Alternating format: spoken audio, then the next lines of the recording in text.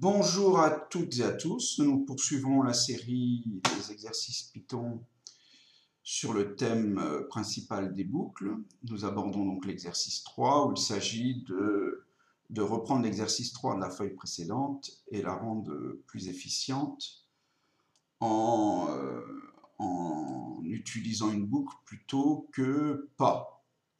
L'exercice 3, alors il s'agissait donc de donner, d'écrire le prix dépensé lors de leur repas par chacun de nos convives.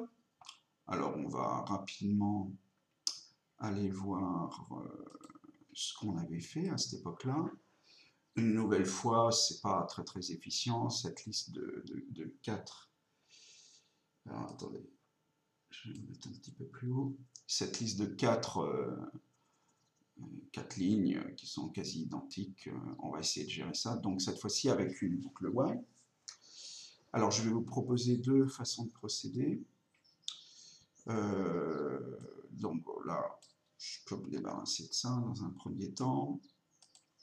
Alors je procède comme précédemment, c'est-à-dire que je vais initialiser un compteur, je vais tester dans une boucle while le compteur en question jusqu'à ce qu'il soit inférieur strictement à 4.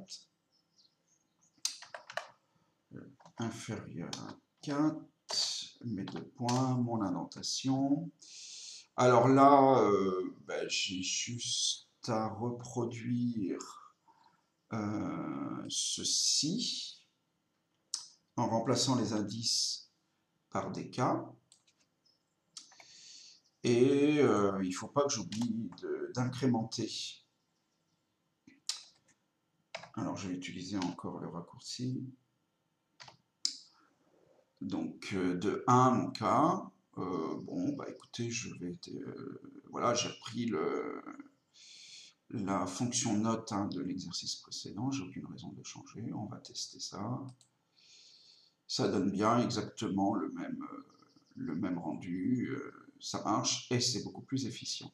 Alors, je vais quand même. J'ai dit que j'allais modifier quelque chose dans cette situation. Alors, une bonne pratique et de ne pas mettre en dur dans le code le cardinal des listes, le nombre d'items à l'intérieur d'une liste. Là, je pars du principe que ma liste amis possédera toujours le même nombre d'items, mais si par chance j'avais un ami supplémentaire, ça serait pas mal que je n'ai pas besoin de modifier le 4. Alors ce que je fais en fait là, c'est que j'utilise la fonction len qui prend en paramètre alors soit une chaîne de caractères, soit une liste. Là en l'occurrence je vais prendre une liste.